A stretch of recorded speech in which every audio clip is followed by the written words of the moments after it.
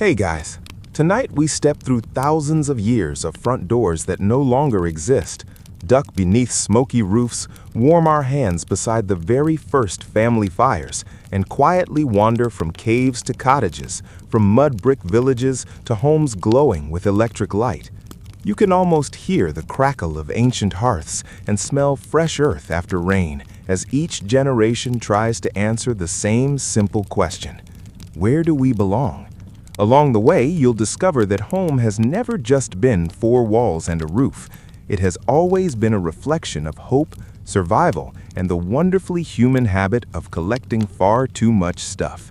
And yes, you probably won't survive very long if you arrive in the Stone Age expecting Wi-Fi, central heating, or a refrigerator full of snacks. So before you get comfortable, take a moment to like the video and subscribe, but only if you genuinely enjoy what I do here. While you're here, leave a comment telling me your location and your local time. I always enjoy seeing where in the world you're listening from. Now, dim the lights, maybe turn on a fan for that soft background hum, and let's ease into tonight's journey together. The air feels cool against your skin as you stand beneath the rocky overhang of a limestone cliff. Your home, if you can call it that, is not built, it is borrowed. Nature has already done most of the construction.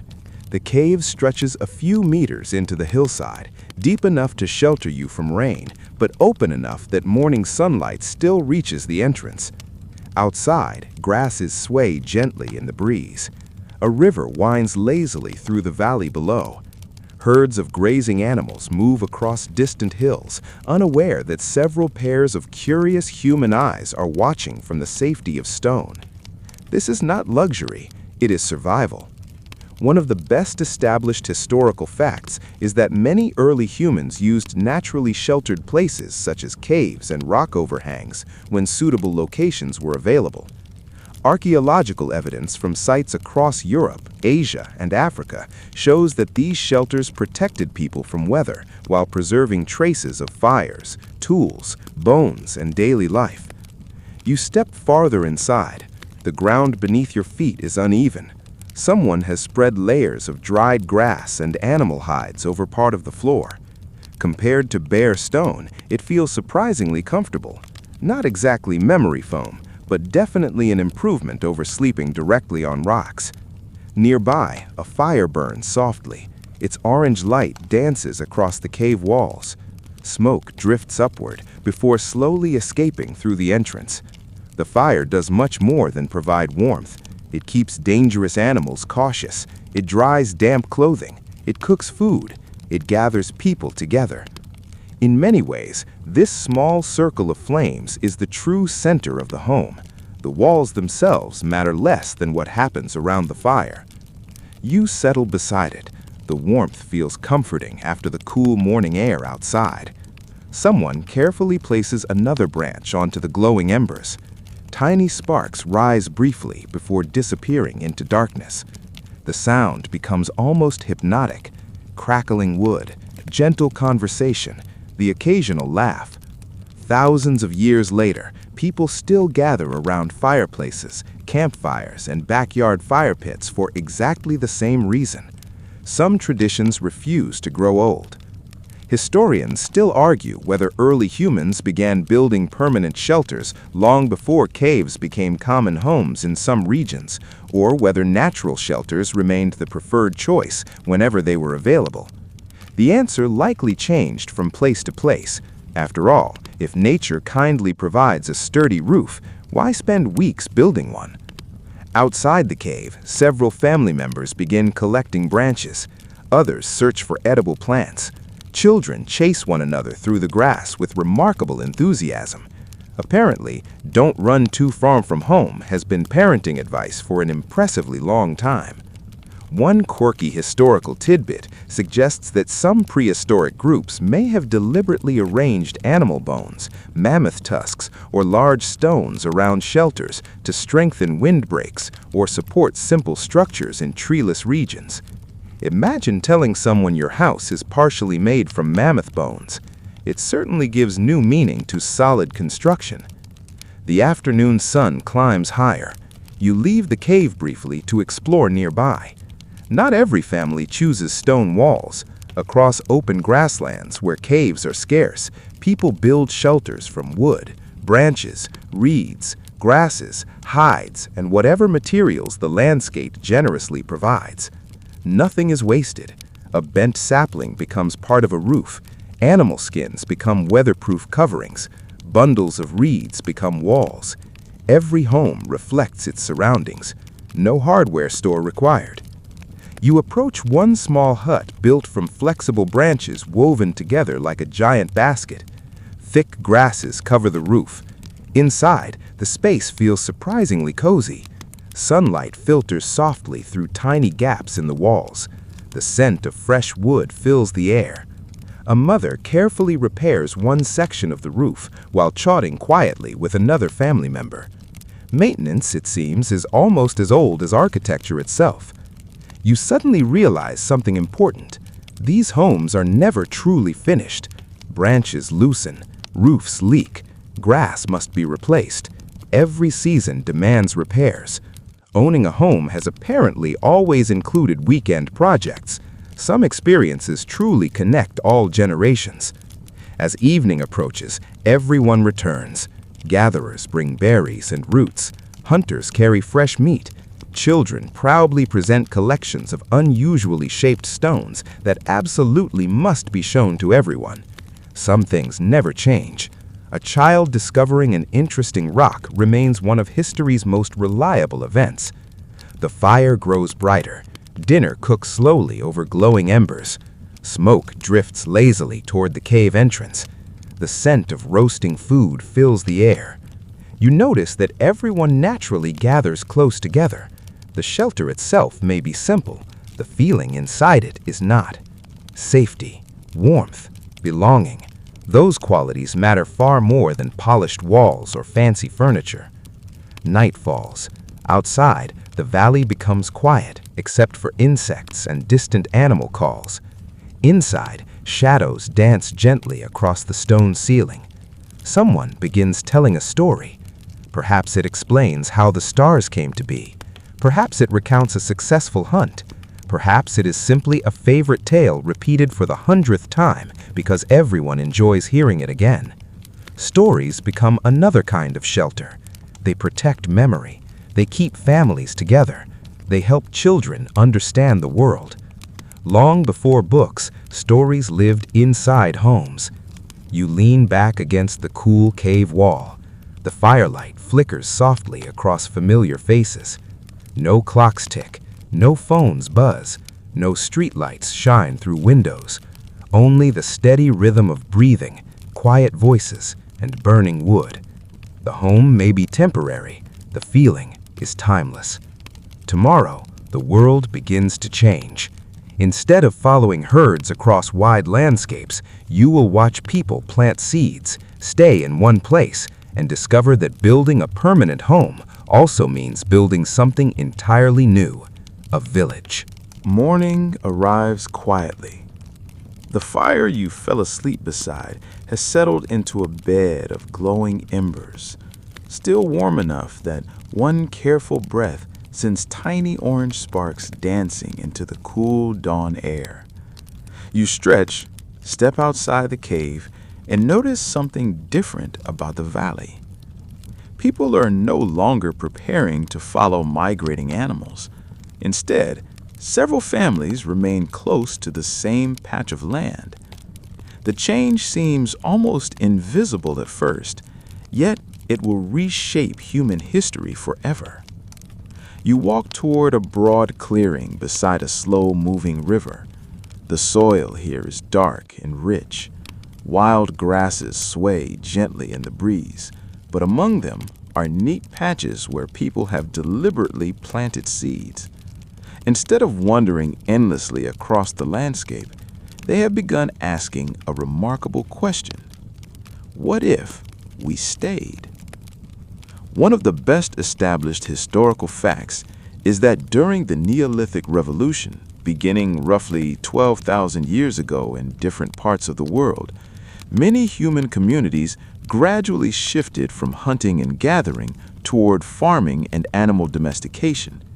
This transformation encouraged permanent settlements and the construction of lasting homes. A house suddenly becomes much more valuable when you expect to wake up in the same place next year. You approach one of the earliest villages. Dozens of homes stand close together. They are modest, square or rounded in shape, built from mud, clay, timber, reeds, and straw gathered nearby. Some walls are woven from flexible branches before being coated with thick layers of mud, creating surprisingly sturdy structures. Others are formed from sun-dried mud bricks stacked carefully one upon another. Nothing shines, nothing is polished, yet everything feels intentional. Unlike the temporary shelters of your earlier journey, these homes seem determined to remain. You reach out and gently touch one wall. The dried mud feels rough beneath your fingertips. Tiny bits of straw stick out here and there, strengthening the clay, much like modern reinforcement materials. Simple ideas often become timeless ones.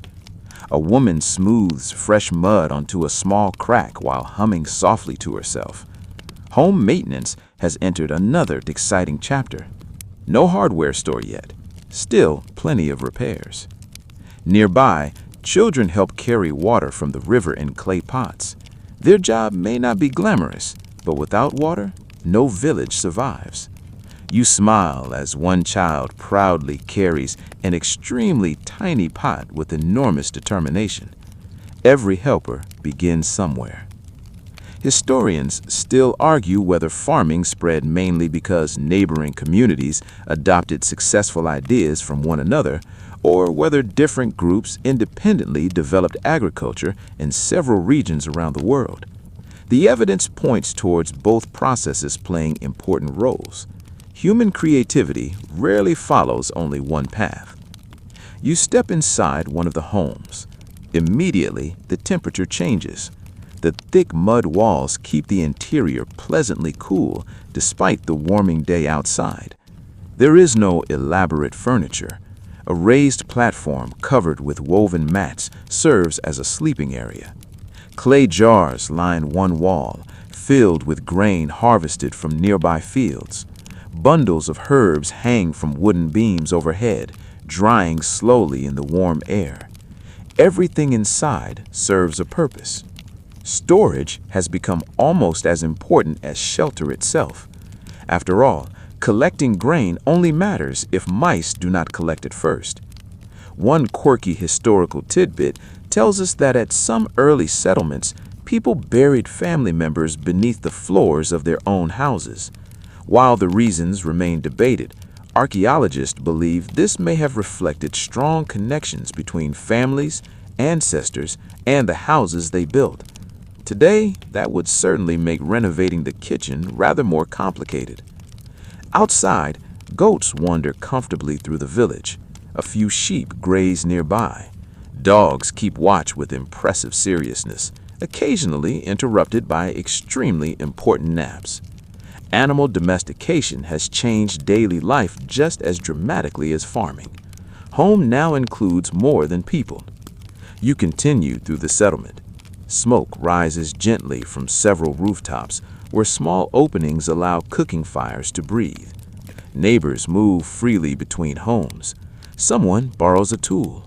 Another shares fresh bread baked over hot stones. Children race through narrow paths worn smooth by countless footsteps. Privacy, you notice, is still a rather flexible concept. Everyone knows everyone, probably everyone's business too. At the center of the village stands an open gathering space. Several older members of the community discuss the coming harvest, while younger adults repair baskets and shape fresh clay into pots. No single home exists in isolation. Every house depends upon the others. The village itself becomes one extended household. You pause beside a potter, carefully shaping wet clay. His hands move with calm confidence. Soon, the vessel would dry in the sun before being hardened by fire. Once finished, it will safely store food through winter. Suddenly, architecture and pottery seem closely related.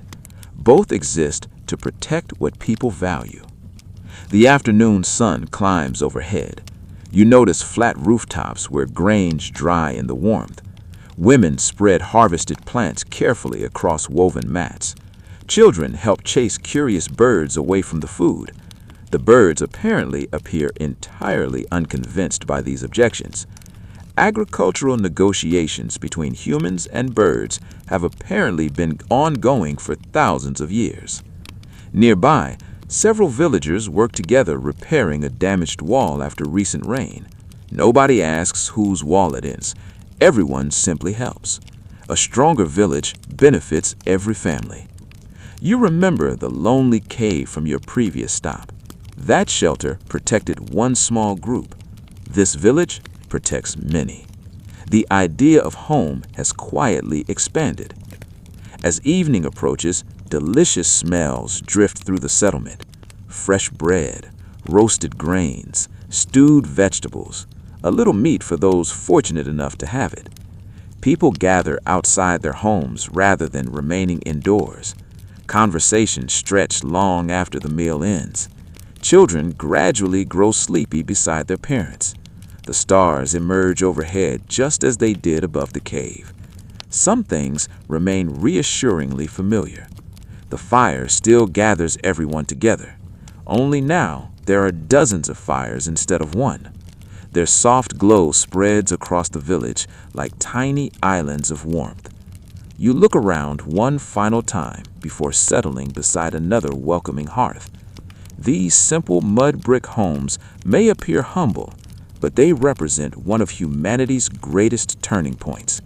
People have stopped merely surviving the landscape. They have begun reshaping it.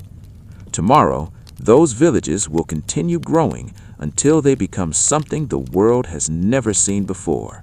True cities filled with streets, neighborhoods, workshops, and houses stacked shoulder to shoulder beneath the first great civilizations. The village slowly disappears behind you as morning sunlight stretches across the growing fields.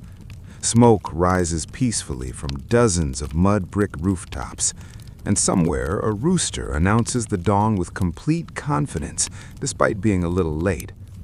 You continue walking, expecting another quiet farming settlement. Instead, the road grows wider. More people appear. Carts creak beneath heavy loads of grain. Donkeys carry baskets of pottery. Merchants exchange greetings while heading toward a destination hidden beyond the horizon. Soon, the outline of enormous walls rises from the dusty plain. For the first time in your journey, you approach something truly astonishing. A city. Not a village, not a camp. A place where thousands of people wake up under one skyline. One of the best established historical facts is that some of the world's earliest cities developed in ancient Mesopotamia between the Tigris and Euphrates rivers. Settlements such as Uruk, and other city-states became centers of trade, government, religion, and urban planning, with homes built closely together inside protective walls. You pass beneath a towering gateway. Immediately, the peaceful openness of the countryside gives way to lively streets. The sounds arrive first. Merchants calling out prices, potters shaping clay, blacksmiths striking glowing metal, children laughing, dogs barking, the distant hum of hundreds of conversations blending into one constant rhythm. It feels busy, but not chaotic. The city has its own heartbeat. The streets twist and narrow as you wander deeper inside. Unlike modern neighborhoods arranged neatly in grids, many of these lanes have grown naturally over generations. Houses lean toward one another, casting welcome shade across the paths below. In the afternoon heat, every patch of shadow feels like a generous gift. You stop outside a typical family home. From the street, it looks surprisingly plain. Its outer walls are almost blank. Few windows face the road. The doorway is modest. Nothing about the exterior suggests wealth or comfort. But appearances can be wonderfully misleading. You step inside. Suddenly, everything changes. A peaceful central courtyard opens before you. Sunlight pours down into the open space. Potted plants soften the mud brick walls. A small basin collects precious water. Rooms surround the courtyard on every side, creating privacy from the noisy streets outside. The city may be crowded, the home remains calm. Historians still argue whether the inward-facing design of many Mesopotamian homes developed mainly because of the hot climate, concerns about privacy, or cultural traditions emphasizing family life. Most likely, all three played important roles. Sometimes the smartest designs solve several problems at once. A woman kneads dough beside a clay oven. The smell of fresh bread fills the courtyard. Nearby, another family member carefully spins wool into thread. An elderly man quietly repairs a wooden stool. Nobody seems rushed. Even inside one of history's earliest cities, home remains a place where time slows down. You notice the walls themselves. They are built from sun-dried mud bricks stacked with remarkable skill. These bricks are practical, inexpensive, and made from materials found almost everywhere nearby. The only challenge comes when heavy rain arrives. Mud, after all, occasionally remembers that it used to be mud. Maintenance becomes part of everyday life. Fortunately, everyone here knows how to repair a wall.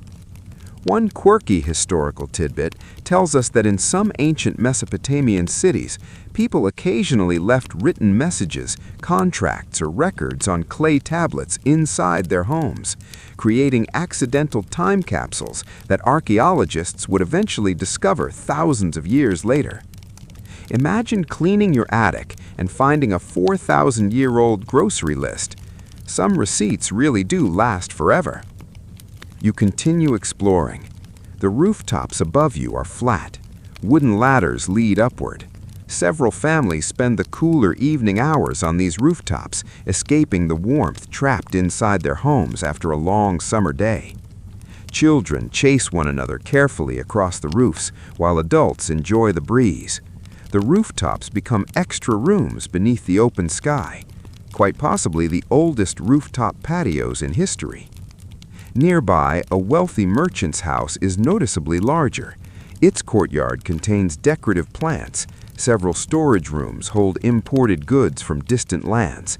Painted walls add color to the otherwise earthy surroundings. Meanwhile, only a few streets away, a craftsman's family lives in a much smaller home with fewer possessions. Cities introduce something new, different kinds of homes standing side by side. Not everyone lives the same way anymore. As afternoon sunlight pours into the city, you follow a narrow alley toward the marketplace. Every profession seems connected to someone else's home. Potters shape storage jars, carpenters repair doors, weavers produce cloth for bedding and clothing, brickmakers prepare materials for new construction. A city functions because countless homes support one another. You pause beside a builder mixing fresh mud with chopped straw. His hands move confidently. Another wall will soon rise. Another family will have a place to sleep. Another generation will call these streets home. Architecture no longer feels temporary. It has become a profession. The evening breeze finally cools the city. Families gather inside their courtyards. Oil lamps begin glowing softly one by one. Their warm light spills gently onto the surrounding walls. The noisy marketplace gradually quiets. Doors close. Cooking fires flicker. Somewhere nearby, someone begins playing a simple reed flute. The melody drifts peacefully through the narrow streets. You lean against a cool mud brick wall and look upward. Only a small square of sky is visible above the courtyard, yet the stars seem just as bright as they were over the cave and the farming village. No matter how much homes change, people still look upward before sleep. You smile quietly. The city has transformed architecture forever. Homes are no longer simply shelters. They are becoming places of privacy, work, family, trade, and identity. Tomorrow, you will leave the crowded streets of Mesopotamia and follow the life-giving waters of the Nile, where Egyptian homes evolve in harmony with the river that shapes every season and every family beneath the desert sun. The busy streets of Mesopotamia slowly fade behind you. The narrow alleys, bustling courtyards, and towering mud brick walls become distant memories as your journey follows another great river. Soon, the landscape begins to change. The dusty plains give way to wide green fields stretching along the banks of the Nile. Palm trees sway gently overhead. Papyrus reeds whisper in the breeze. Beyond the fertile ribbon of farmland, golden desert sands roll endlessly towards the horizon. It feels as though two completely different worlds have agreed to live side by side. And right in the middle of them, people build their homes. One of the best established historical facts is that most ancient Egyptians lived in houses made from sun-dried mud bricks. Stone was generally reserved for temples, monuments, and tombs, while ordinary homes relied on practical materials that kept interiors cool during the intense Egyptian heat. You walk toward a peaceful farming village. The houses rise from the earth in soft shades of brown, almost blending into the landscape itself. From a distance, they seem simple. Up close, they reveal thoughtful design. Thick mud brick walls protect families from the blazing afternoon sun. Small windows reduce heat while still allowing fresh air to circulate. Flat roofs provide extra living space during cooler evenings. The Egyptians understood something every homeowner still appreciates today. Shade is priceless. You duck through a low doorway into one family's house. Immediately, the temperature drops. Outside, the sun feels relentless. Inside, the rooms remain pleasantly cool. There are woven reed mats covering parts of the floor. Simple wooden stools sit beside low tables. Clay jars filled with grain line one wall. A staircase leads upward toward the roof. Nothing feels extravagant. Everything feels practical. A woman grinds grain between two smooth stones while quietly singing. Nearby, bread bakes inside a clay oven. Its warm aroma fills the house, making your stomach politely remind you that you've walked across several thousand years without a proper lunch. Fortunately, ancient bread smells just as inviting. A little boy chases a chicken through the courtyard. The chicken clearly disagrees in participating in this game. Judging by its speed, it has won before. You smile as the laughter echoes between the mud brick walls. Homes have always been filled with ordinary little moments like these. Historians still argue whether the layout of many Egyptian homes reflected strict social traditions or whether practical concerns like airflow, available space, and changing family needs played a greater role in shaping domestic architecture. Most likely, both influenced how homes evolved over centuries. You climb the narrow staircase onto the roof. The view is remarkable. Nearby rooftops connect like stepping stones above the village. Several women spread grain out to dry beneath the warm sunshine. Neighbors chat across adjoining roofs. Children wave happily from one house to another. The rooftops function almost like elevated streets. As evening approaches, many families will sleep here beneath the open sky to escape the lingering heat entrapped inside their homes. Air conditioning is still several thousand years away. The evening breeze, however, works wonderfully well. One quirky historical tidbit tells us that some ancient Egyptian houses included simple bathrooms where water could be poured over stone or limestone floors that drained away through carefully designed channels. Not exactly a luxury spa, but certainly an impressive step toward indoor sanitation for its time.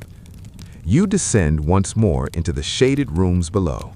Near one corner stands a small household shrine. Fresh flowers rest beside tiny carved figures. A small oil lamp flickers gently. Religion here is not confined to massive temples. It quietly lives inside ordinary homes as well. The family pauses briefly before continuing their daily routines. Faith becomes another part of domestic life. Outside, Donkeys slowly carry baskets of vegetables through the village. Cats wander confidently along the streets. They appear completely convinced that every home belongs to them. Considering how warmly Egyptians often treated cats, they may not have been entirely mistaken. You remember the caves where fire gathered families together, the farming villages where grain filled clay jars, the Mesopotamian courtyards hidden behind quiet walls. Now Egypt adds something new: homes carefully designed around climate itself.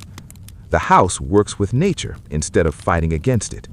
Thick walls hold back heat. Flat roofs welcome cool evenings. Tiny windows invite breezes while keeping harsh sunlight outside. Simple solutions, remarkably effective. The afternoon slowly gives way to evening. Golden sunlight reflects across the Nile, turning its calm waters almost bronze. Boats drift quietly downstream, carrying fish, grain, and travelers between villages. The river sustains every home you can see. Without it, none of these settlements could exist. You begin to understand why ancient Egyptians respected the Nile so deeply. It fed them, protected them, connected them, even shaped the homes they built. A family invites you to share their evening meal. Fresh bread, beans, onions, dates, a little fish from the river. Nothing elaborate, everything satisfying. The youngest child proudly offers you an extra piece of bread as though hosting travelers from the future is perfectly ordinary. You accept with gratitude. Hospitality, it seems, has never required luxury. As darkness settles across the village, oil lamps begin glowing softly through small windows. The rooftops fill with quiet conversations beneath countless stars. A cool breeze carries the scent of water and distant fields. The day's heat finally loosens its grip. People stretch out on woven mats, looking upward as familiar constellations slowly brighten overhead. Somewhere nearby, someone begins telling stories to children preparing for sleep. The sound reminds you of the first cave fire from the beginning of your journey. Different walls, different river, the same comforting rhythm. The Nile slowly disappears behind you. Its broad waters shimmer one last time beneath the morning sun before your small sailing vessel catches a gentle Mediterranean breeze. The sea stretches endlessly in every direction, blue above, blue below. Only the rhythmic sound of waves accompanies your journey. After several peaceful days, rocky hills begin rising from the horizon. White buildings cling to their slopes. Olive trees scatter across the landscape. The salty scent of the sea mixes with wild herbs carried inland by the wind. You have arrived in ancient Greece. Unlike the wide river valleys of Egypt or the vast plains of Mesopotamia, Greece is a land of mountains, islands, and scattered city-states. Each community develops its own personality. Yet, one feature quietly appears again and again inside many homes: the courtyard. One of the best established historical facts is that many Greek homes, particularly in classical Greece, were built around an open, central courtyard.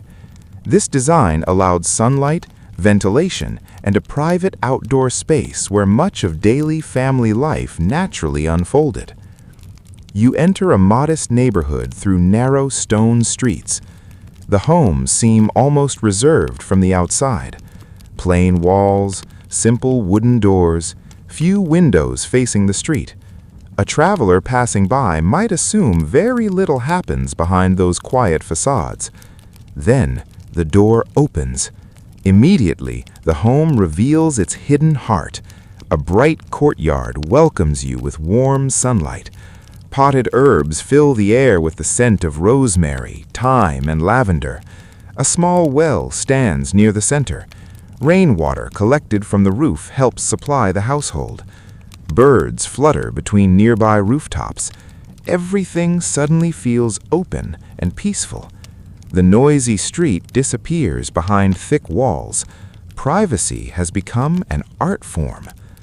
You pause beside a woman weaving cloth on a large upright loom. The steady rhythm of thread passing through thread creates its own gentle music. Nearby, another family member grinds olives into fragrant oil. A grandfather patiently teaches a child how to shape a small clay cup. Every corner of the courtyard serves a purpose. It is workshop, kitchen, dining room, playground, conversation space, garden, all at once. Historians still argue whether the widespread courtyard design spread mainly because of practical climate considerations or because Greek society placed increasing value on separating public life from private family life. Most likely, both reasons quietly worked together. Good architecture often solves several challenges without announcing itself. You follow a stone walkway toward the kitchen. A clay oven radiates comforting warmth. Fresh bread cools on a wooden table. The smell reminds you of Egypt. You smile. Across different civilizations, bread remains one of humanity's favorite ways of making a house feel like home. Apparently, toasted bread has been improving mornings for thousands of years.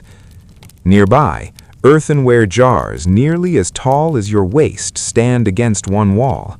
They contain olive oil, grain, dried figs, and wine. Storage continues to be one of civilization's greatest inventions. Without somewhere safe to keep food, dinner becomes a surprisingly stressful adventure. One quirky historical tidbit tells us that wealthy Greek households sometimes kept pet geese as surprisingly effective guard animals. Their loud honking could alert families to unexpected visitors long before anyone reached the front door.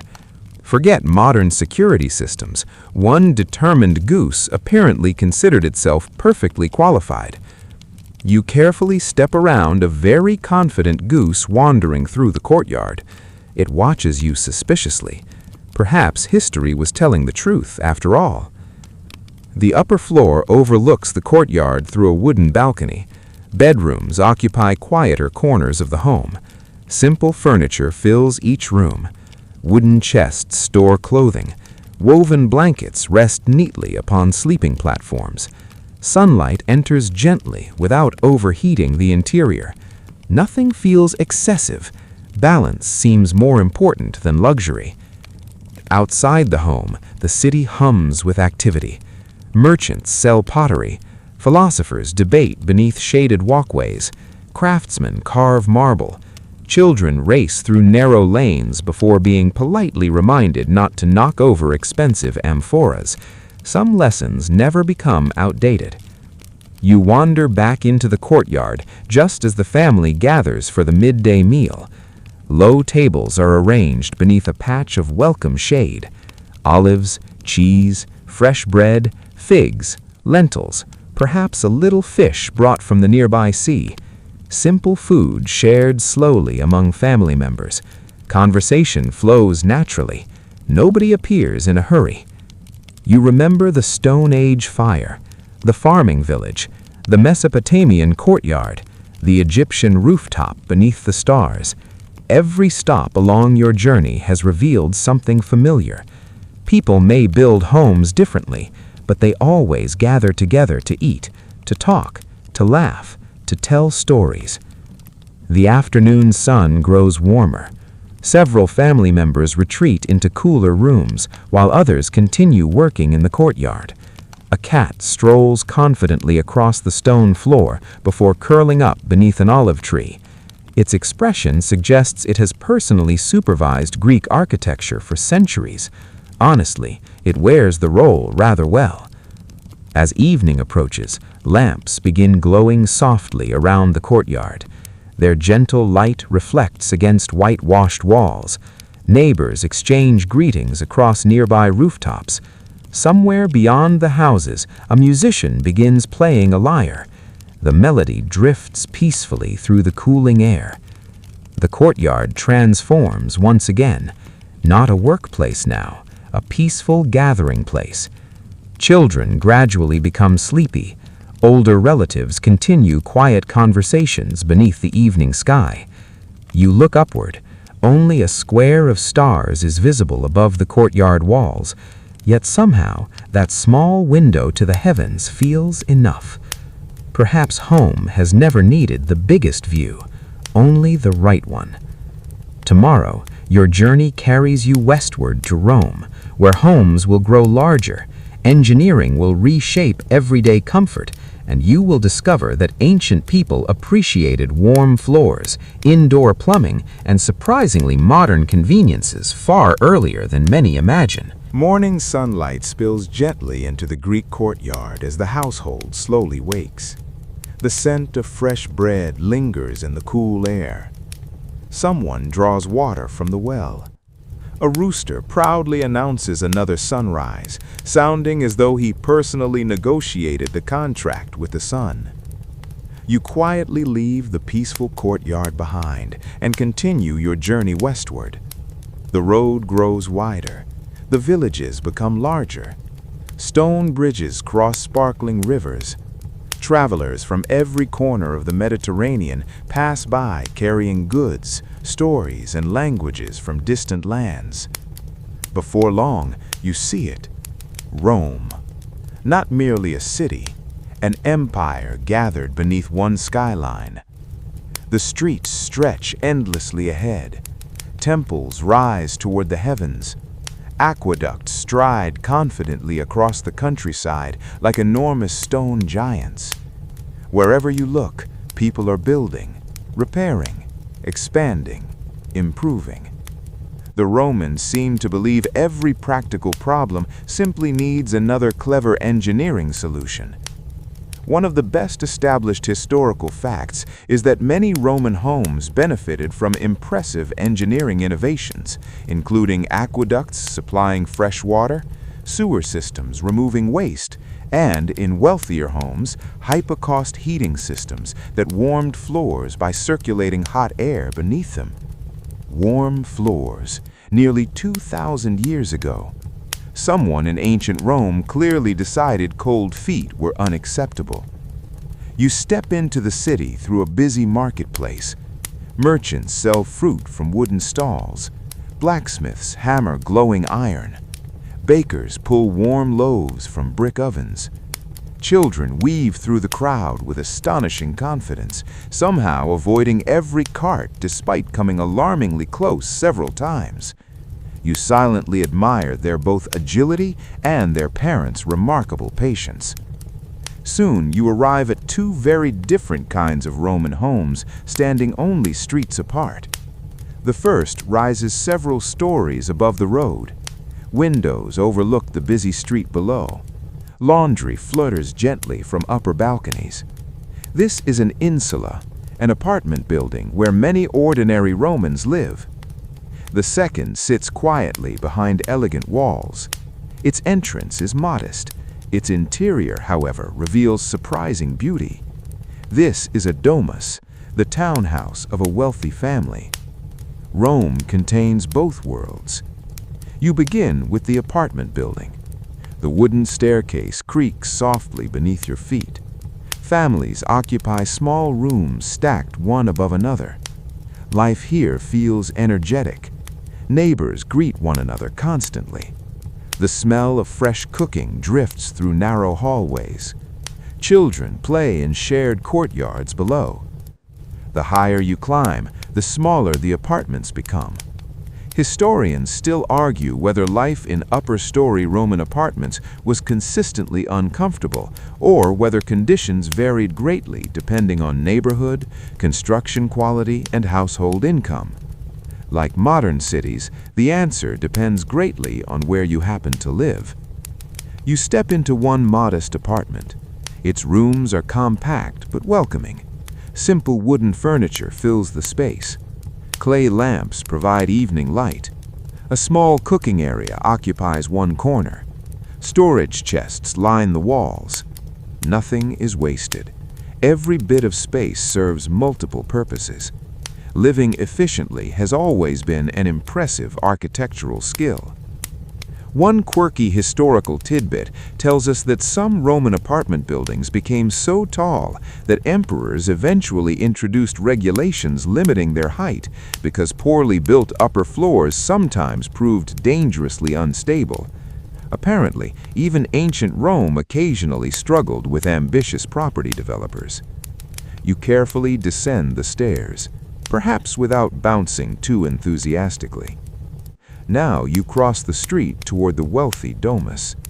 A servant opens the heavy wooden door. Immediately, the noise of the city fades behind you. At the center of the house lies a magnificent atrium. Sunlight pours through an opening in the roof. Directly beneath it rests a shallow pool called the impluvium, designed to collect rainwater. It is beautiful, elegant, practical. The Romans had an admirable habit of combining usefulness with style. Water ripples gently inside the pool. Colorful wall paintings decorate nearby rooms. Fresh flowers brighten the space. Everything feels calm despite the busy city waiting outside. You notice another familiar feature. The home turns inward. Like the Greek courtyard and many earlier houses, Roman domestic life centers around a peaceful private space protected from noisy streets. Good ideas travel remarkably well. A family welcomes you warmly. Breakfast consists of bread, fruit, cheese, and honey. Simple, fresh, delicious. The youngest child proudly introduces you to the household dog. The dog responds by immediately requesting attention. Some friendships apparently require no translation whatsoever. After breakfast, the owner proudly shows you another extraordinary feature, a hypocaust. Beneath parts of the house, hot air from a furnace circulates through empty spaces under the floor and inside hollow walls. The stone floor feels pleasantly warm beneath your feet. It is astonishingly comfortable. You briefly wonder how humanity invented heated floors before inventing remote controls. Engineering priorities are wonderfully unpredictable. Nearby stands a private bath. Fresh water flows through lead pipes into the house. Wastewater drains away through carefully designed systems. The Romans understood that comfortable homes depended not only on attractive rooms, but also on invisible infrastructure. Pipes, drains, water.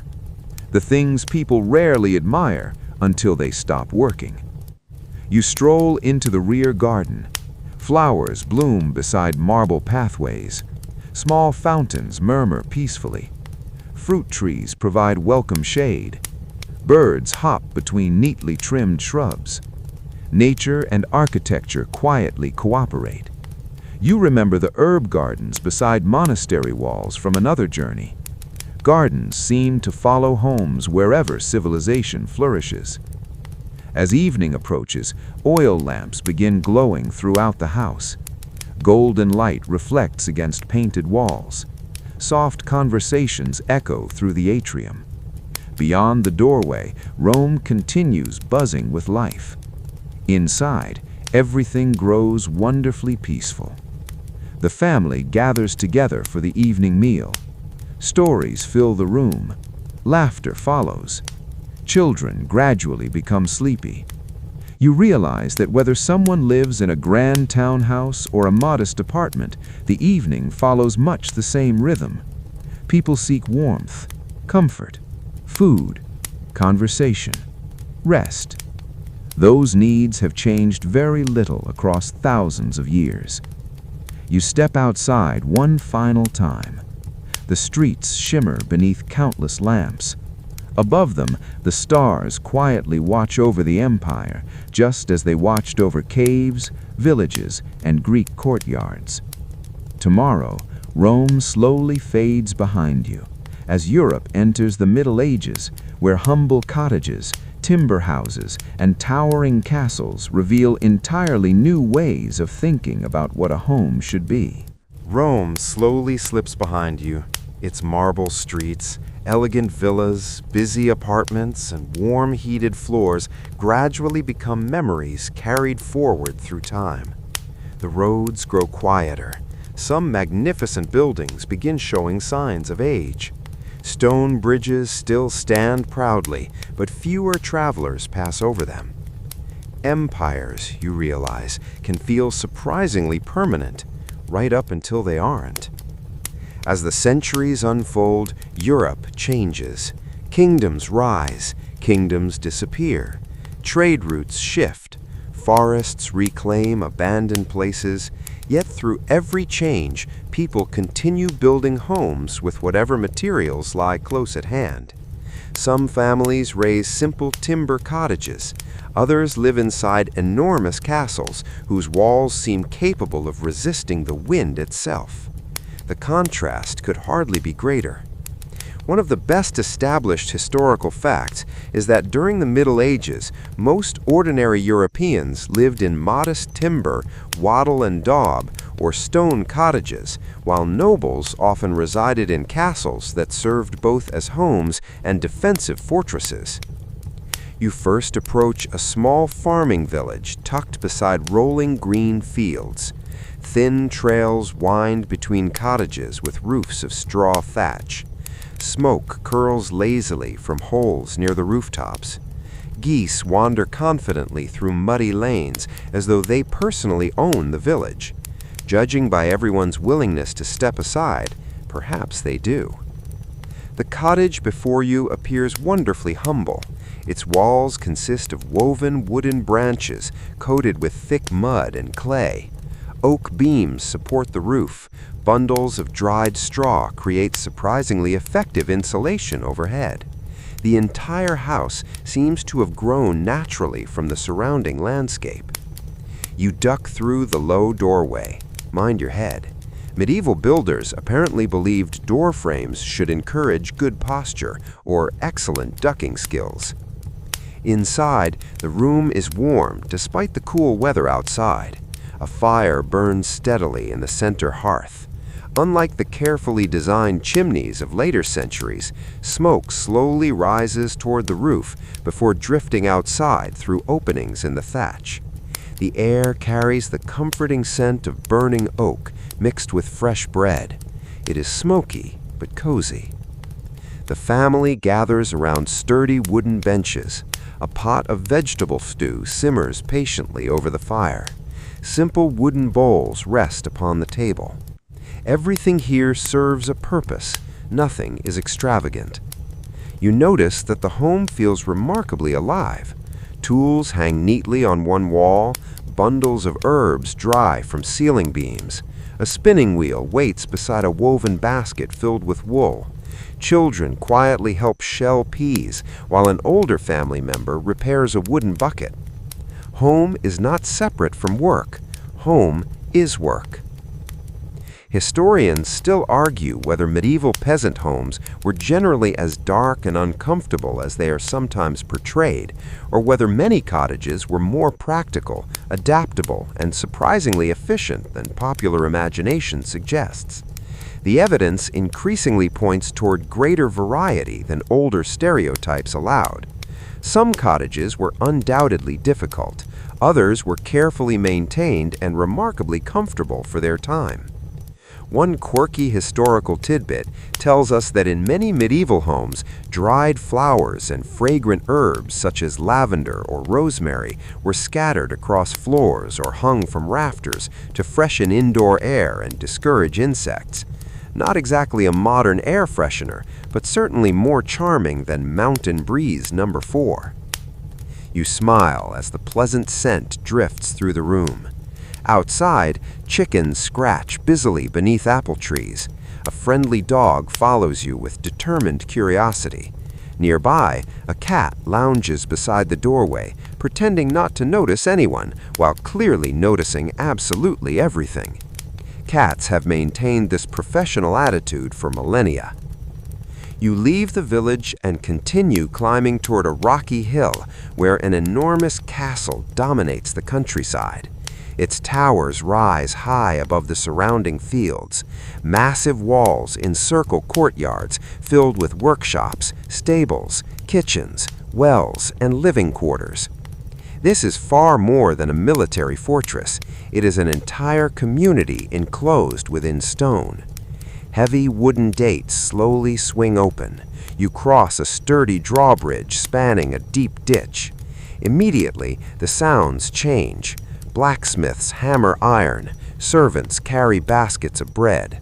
Horses stomp their hooves inside nearby stables. Children belonging to noble families race across the courtyard while carefully avoiding several highly dignified chickens who refuse to hurry for anyone. Apparently, poultry retained considerable authority throughout the Middle Ages. You enter the great hall. Sunlight streams through tall, narrow windows. Colorful banners hang from thick stone walls. A roaring fireplace dominates one end of the room. Long wooden tables fill the center. Here, meals, celebrations, meetings, and everyday conversations all unfold beneath one enormous roof. The castle is impressive, yet it still revolves around familiar routines: eating together, talking together, living together. You climb a winding stone staircase toward the family's private chambers. The rooms become smaller and quieter. Heavy curtains help reduce chilly drafts. Wooden furniture stands sturdily against the walls. Feather-filled mattresses provide unexpected comfort. The medieval world occasionally surprises modern expectations. Luxury existed, it simply looked different. Outside the castle walls stretches a carefully planned garden. Vegetables grow beside medicinal herbs. Fruit trees provide shade. Flowers brighten otherwise practical spaces. Even mighty castles depend upon ordinary gardens. Someone still has to grow dinner. As evening falls, torches flicker along the walls. The castle slowly settles into peaceful quiet. Guards continue their watch above the battlements. Below, families gather around warm hearths, exactly as people have done since the very first cave fires. Stone walls may replace mud bricks. Thatched roofs may replace Roman tiles. Yet the evening remains wonderfully familiar. Warmth, food, stories, laughter, rest. You realize that castles and cottages differ greatly in size, comfort, and purpose, but beneath every roof, people seek the same simple feeling: safety, belonging, a place to end the day. Tomorrow, your journey turns toward the dazzling cities of the Islamic world, where graceful courtyard houses, flowing fountains, fragrant gardens, and ingenious cooling designs transform everyday homes into peaceful sanctuaries beneath the desert sun. The quiet splash of the courtyard fountain gradually fades behind you. For a little while, its gentle rhythm seems to follow your footsteps, as though water itself is reluctant to say goodbye. The trade roads stretch farther east.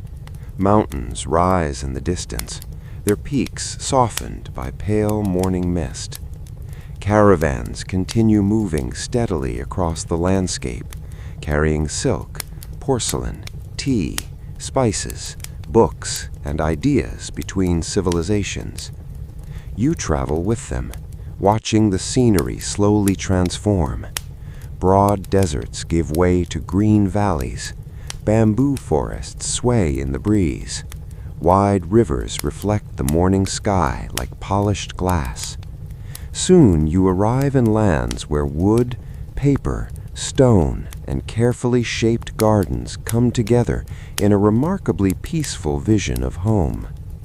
One of the best established historical facts is that traditional Chinese and Japanese homes relied heavily on timber construction. Flexible wooden frames proved especially practical in regions affected by earthquakes, while thoughtful layouts emphasized harmony with the surrounding landscape. You approach a graceful Chinese courtyard house. Its tiled roof curves gently upward at the corners, almost as though the building is smiling. Stone pathways guide visitors toward a wooden entrance gate. The moment you step inside, the bustling street disappears. Once again, you discover that many of history's finest homes reveal their beauty only after the front door closes. A peaceful courtyard opens before you. Small trees cast soft shadows across carefully swept stone. A tiny pond reflects drifting clouds. Bright red lanterns sway gently beneath the eaves. Everything feels balanced. Nothing appears accidental. The placement of every tree, every stone, and every doorway seems carefully considered. You notice family members moving calmly through their morning routines. An elderly grandfather practices graceful exercises beneath a flowering tree. Children quietly copy characters onto sheets of paper, while their teacher patiently corrects each brushstroke. Nearby, someone prepares fragrant tea. Steam curls lazily upward from delicate porcelain cups.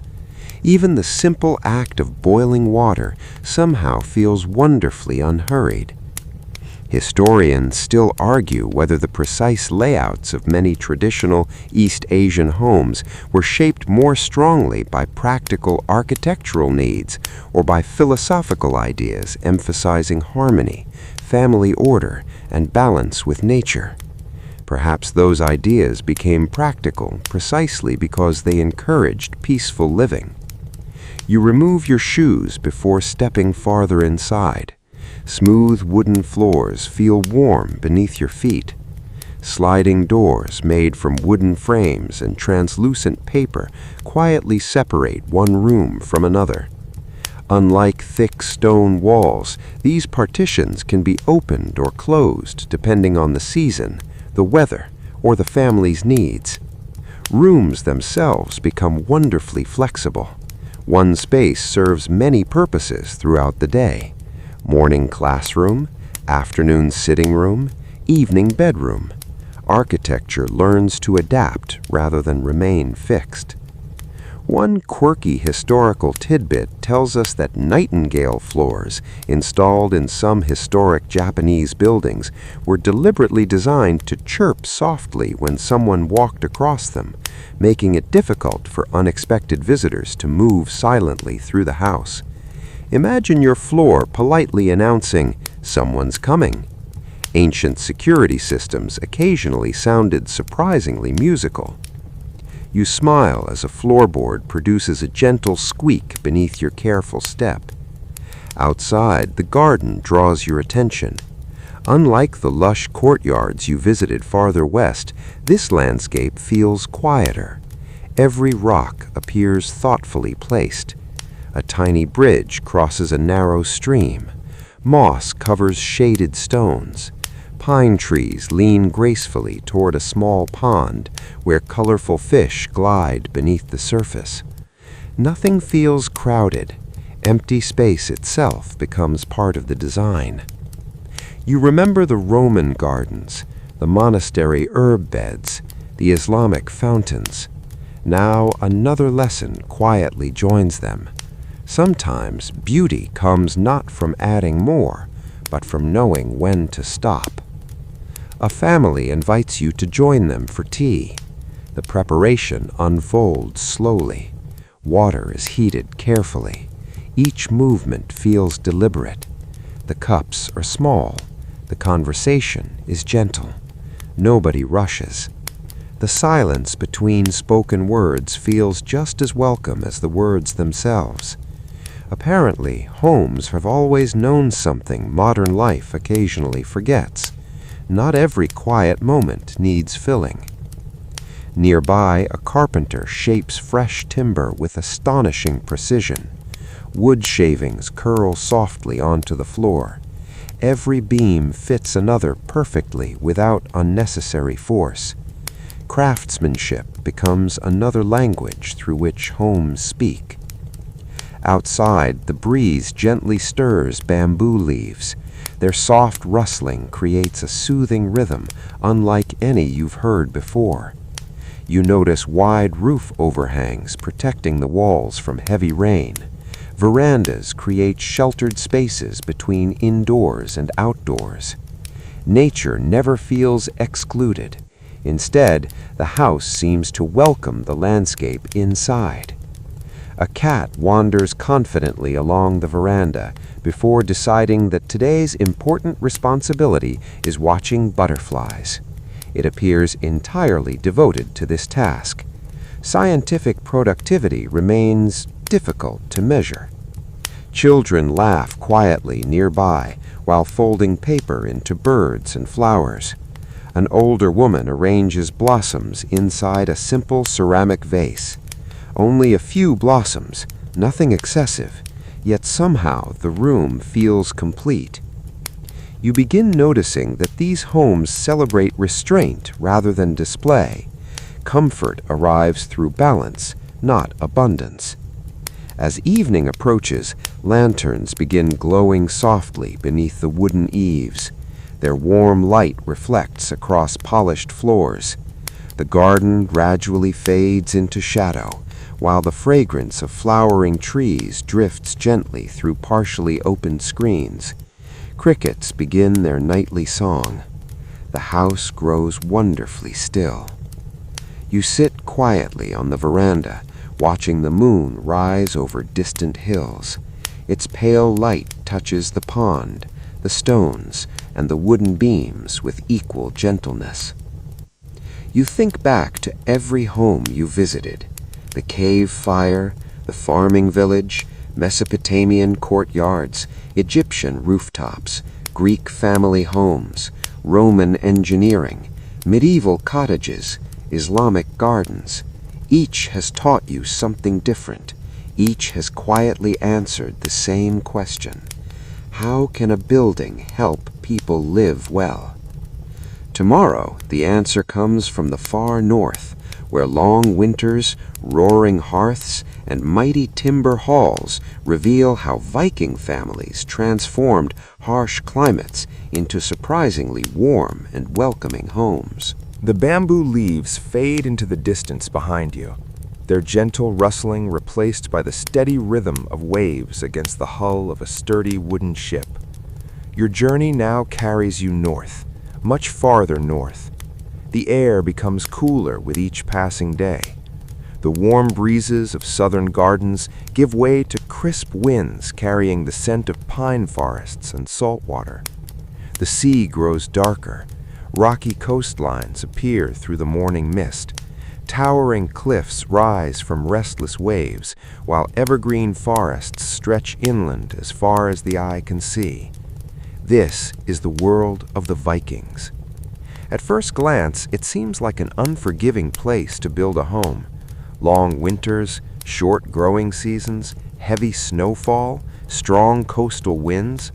Yet people have lived comfortably here for centuries by learning to work with nature rather than against it. One of the best established historical facts is that Viking families commonly lived in longhouses, large timber buildings with thick walls, turf-covered roofs, and a central hearth that provided warmth, light, and a gathering place during the cold northern winters. You follow a narrow path leading toward a small settlement nestled beside a quiet fjord. Several longships rest along the shoreline, their carved wooden prows facing the calm water. Nearby, sheep graze peacefully on grassy hillsides. Smoke rises from low, grass-covered rooftops that seem almost part of the landscape itself. From a distance, the houses appear to be growing out of the earth. You approach the nearest longhouse. Massive wooden beams form its sturdy frame. The walls are built from timber planks and insulated with layers of turf, earth, and moss. The thick roof helps trap precious warmth during freezing winters. Nature once again provides nearly every building material. You pause before stepping inside. The heavy wooden door swings open with a gentle creak. Warmth immediately greets you. After the cool sea breeze outside, the difference feels wonderful. A long central hearth stretches through the middle of the room. Its fire burns steadily, filling the house with flickering orange light. The smoke slowly rises toward openings high in the roof before escaping into the cold northern sky. The smell of burning pine mingles with fresh bread, roasted fish, and wood shavings from recent carpentry work. It is a comforting scent, a lived-in scent, the kind that quietly says, "You're home." You notice that the longhouse is exactly that, long. Rather than dividing the space into many small rooms, much of daily life happens within one large shared hall. Wooden benches line the walls. Sleeping platforms are covered with thick wool blankets and animal furs. Storage chests sit beneath them, keeping clothing, tools, and treasured belongings safely tucked away. Every inch of space is used wisely. Nothing feels wasted. Historians still argue whether all Viking longhouses followed a similar layout throughout Scandinavia, or whether regional differences, local resources, and social status created far greater architectural variety than once believed. Archaeological discoveries continue adding new pieces to the puzzle. A blacksmith quietly sharpens tools near one end of the hall. A woman spins wool into thread. Another family member carefully repairs a fishing net. Children carve tiny wooden animals while listening to an older relative tell stories of distant voyages. The house hums with gentle activity. No one seems idle, yet no one appears hurried either. Winter teaches patience. One quirky historical tidbit tells us that some Viking homes kept valuable animals, particularly young livestock, inside sections of the longhouse during the coldest months to help protect them from harsh weather, and perhaps unintentionally to add a little extra warmth. You smile. Sharing your living room with a goat might not appeal to everyone today, though the goat probably had opinions about the arrangement too. You walk slowly toward the hearth. It truly is the heart of the home. The fire provides heat. It cooks meals. It dries wet clothing after long fishing trips. It gives enough light for evening work and storytelling. Without it, surviving northern winters would become unimaginably difficult. You remember the first cave fire from the beginning of your journey. Thousands of years have passed. Empires have risen and fallen, yet the fire still sits patiently at the center of family life. Some traditions prove stronger than history itself. Outside, snow begins falling gently. Small flakes drift across the settlement, settling softly upon the turf roofs. From inside the longhouse, the snowfall feels almost peaceful. The thick walls block the icy wind. The fire crackles steadily. Children laugh as a playful puppy unsuccessfully attempts to understand what snow actually is. It bites at a snowflake. The snowflake remains entirely unconcerned. Science progresses slowly. Later, several neighbors arrive carrying baskets of smoked fish and fresh bread. Nobody knocks timidly. Friends are welcomed. Visitors remove damp cloaks before joining everyone around the hearth. Stories soon begin flowing as freely as warm drinks. One tale speaks of brave voyages across stormy seas. Another describes mysterious creatures said to live deep within lonely forests. Whether every story is entirely true hardly seems to matter. The telling itself strengthens the home. You glance upwards. Massive wooden beams disappear into shadows above. Despite the house's size, the warm firelight makes every corner feel inviting. Outside lies darkness, snow, and icy wind. Inside lies family, safety, conversation, home. Home has once again become the place where the world feels manageable. As the evening grows quieter, someone begins softly playing a simple wooden flute. Its melody blends with the crackling fire and the gentle whistle of wind outside. You find yourself relaxing completely. The northern winter no longer feels frightening, only peaceful. Before sleep, you step briefly outside. The sky above the fjord glitters with countless stars. In the far distance, pale ribbons of northern light begin shimmering across the heavens. The village remains silent beneath its snowy roofs. Tomorrow, you leave these rugged northern shores behind and journey into the Renaissance, where homes will become brighter, more comfortable, and increasingly filled with art, larger windows, and new ideas about beauty and personal living. Morning arrives quietly over the Viking settlement. The snow still rests gently upon the turf-covered roofs, but the first rays of sunlight sparkle across the frozen fjord, turning the icy water into a field of tiny diamonds. Smoke rises lazily from the longhouses one last time. Inside, the great hearth still glows with warm embers, reminding you that for thousands of years, every home you've ever visited has revolved around a single comforting idea, a place to gather when the outside world feels uncertain. You leave the north behind. As the centuries pass beneath your feet, Europe slowly begins to change again. Trade grows busier, cities expand, artists fill workshops with new ideas, scholars rediscover ancient knowledge, merchants grow wealthier, people begin looking at homes differently. No longer are they built only for survival. Increasingly, they're designed for comfort, beauty, and personal expression. One of the best established historical facts is that during the Renaissance, especially between the 14th and 16th centuries, prosperous families across parts of Europe built homes with larger windows, improved layouts, decorative interiors, and carefully planned gardens that reflected both wealth and the growing appreciation of art and learning. You arrive in a lively Renaissance town. Stone streets wind between elegant houses with brick and plaster walls. Unlike the dark medieval cottages you visited before, these buildings seem brighter. Windows are larger. Glass, once a rare luxury, appears more frequently in the homes of wealthy families. Sunlight now enters the house almost as an honored guest. You pause before a handsome townhouse. Its wooden front door is carved with delicate patterns. Flower boxes rest beneath the windows. Climbing vines soften the stone walls. The entire building seems eager to welcome both visitors and daylight. You step inside. Immediately, the difference becomes obvious. The rooms feel more spacious. Ceilings rise higher.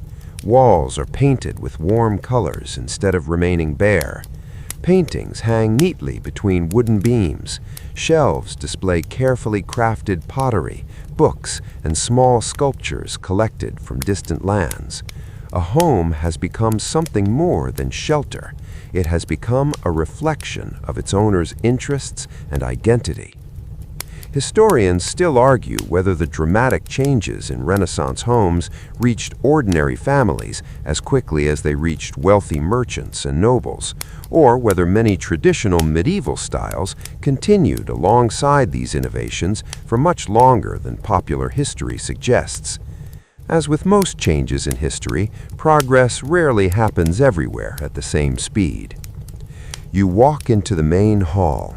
Large windows fill the room with soft afternoon light. Instead of relying entirely on smoky central fires, many homes now feature fireplaces built into the walls. The smoke rises cleanly through chimneys above the roof. What a remarkable improvement! Your eyes no longer water every time someone decides to cook dinner. Humanity finally gives smoke a proper exit. The fireplace itself becomes beautifully decorated. Stone carvings surround the mantel. Candles rest on polished shelves. Family portraits hang nearby. Warmth has become elegant. A young girl sits beside the window, reading from a handwritten book. That simple scene would have been extraordinary in many earlier centuries. Books remain valuable, but they are becoming more available as learning spreads. The invention of the printing press has begun changing homes almost as profoundly as it changes schools, churches, and universities. Books slowly migrate from monasteries into family houses. Knowledge itself is moving indoors. One quirky historical tidbit tells us that some wealthy Renaissance households displayed unusual objects collected from around the world: strange shells, exotic animal bones, rare minerals, and mechanical curiosities in small cabinets of curiosities, early ancestors of modern museums. Imagine inviting guests over and proudly saying, "Would you like to see my extremely mysterious rock collection?" Some hobbies never lose their charm. You smile as a curious child carefully examines a beautifully polished seashell brought home by a traveling merchant. Its journey has been almost as remarkable as yours. The kitchen bustles with quiet activity. Copper pots hang neatly from wooden racks. Fresh herbs grow beside the windows. Bread cools on a sturdy table. The pleasant smell of rosemary mixes with roasting vegetables. Someone stirs a pot while softly humming a tune. The atmosphere feels wonderfully familiar despite the changing architecture. Good meals still anchor good homes. You continue upstairs. Bedrooms now contain larger beds with carved wooden frames. Curtains help keep rooms warm during winter nights. Chests become more decorative. Mirrors, though still expensive, appear in some homes. People are beginning to pay greater attention not only to comfort, but also to beauty. Daily life itself deserves attractive surroundings. Outside, you wander into the family garden. Carefully trimmed hedges border winding paths. Fruit trees cast gentle shade. Flowers bloom in orderly patterns. A small stone bench invites quiet conversation. The garden feels almost like another room without a roof. Nature has been welcomed into domestic life once again. You remember the Islamic courtyards filled with fountains, the Japanese gardens where every stone had purpose. Now, Renaissance Europe adds symmetry, sculpture, and artistic design to the long story of home. A cheerful dog chases butterflies across the lawn with complete confidence and almost no success whatsoever. The butterflies appear amused rather than threatened. Everyone enjoys the afternoon entertainment. As evening approaches, candles begin glowing throughout the house. Their warm light dances across painted walls and polished furniture. Music drifts softly from another room where someone plays a lute. Family members gather together around the fireplace. Some read aloud, others sew, carve wood, or simply enjoy quiet conversation. The room feels peaceful, not because it is silent, because everyone belongs there. You settle comfortably into a carved wooden chair. Outside, the town slowly grows quieter. Inside, the fire crackles gently, echoing every hearth you have encountered since that first Stone Age cave. The materials have changed. The craftsmanship has become more refined, yet the purpose remains beautifully constant. A home protects the body, but it also shelters memory, laughter, learning, and love. Tomorrow, the world changes faster than ever before. Factories rise, cities swell, millions of people leave the countryside. The Industrial Revolution transforms homes once again, bringing crowded apartments, brick terraces, and entirely new ideas about modern living. The last candle in the Renaissance townhouse burns low, its golden light flickering gently across painted walls before finally surrendering to the coming dawn. Outside, the streets are still quiet. For a brief moment, it feels as though history itself is taking one slow, peaceful breath. Then everything begins to move faster, much faster. The centuries seem to race beneath your feet. Horse-drawn carts become more numerous, roads improve, canals stretch across the countryside, Ships arrive from every corner of the globe carrying cotton, tea, coffee, sugar, and ideas that will reshape daily life. Soon, another sound joins the rhythm of the world: steam, the deep, steady pulse of engines. Factory whistles echo across growing cities. The Industrial Revolution has arrived. One of the best established historical facts is that during the 18th and 19th centuries, industrialization encouraged millions of people to move from rural villages into expanding cities, leading to the rapid construction of terraced houses, apartment buildings, and densely populated working-class neighborhoods. You leave the peaceful countryside behind. Ahead, brick chimneys rise into the sky. Smoke drifts above rows of identical houses, stretching farther than you can comfortably count. The landscape feels completely different from every home you visited before. Instead of homes growing naturally around rivers or gardens, entire neighborhoods appear almost overnight. You walk along a newly built street, lined with neat brick terraces.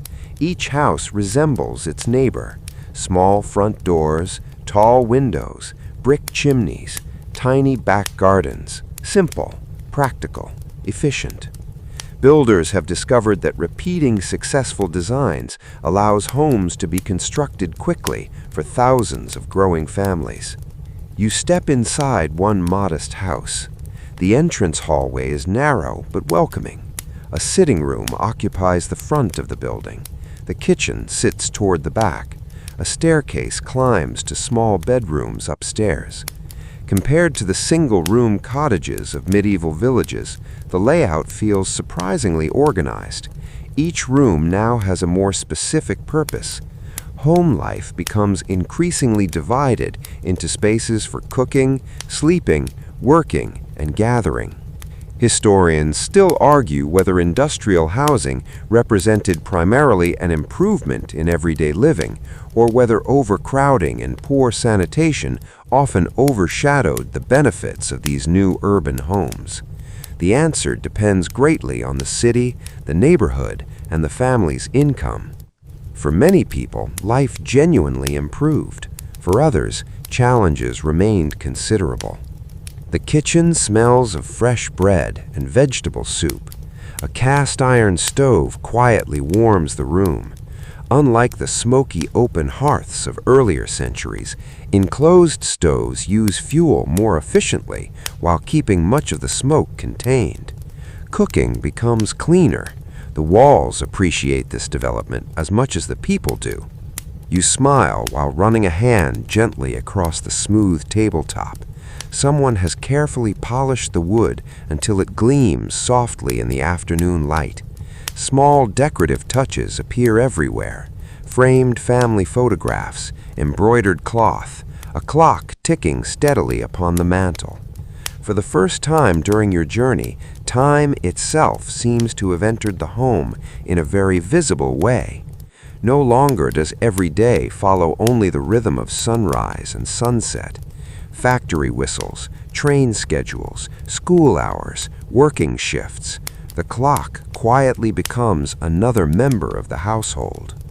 One quirky historical tidbit tells us that during the Victorian era, many families proudly displayed elaborate collections of decorative ornaments, porcelain figurines, and souvenirs on shelves throughout their homes. Dusting day must have been ambitious. You suspect the housekeeper quietly wished everyone would become fascinated with minimalism instead.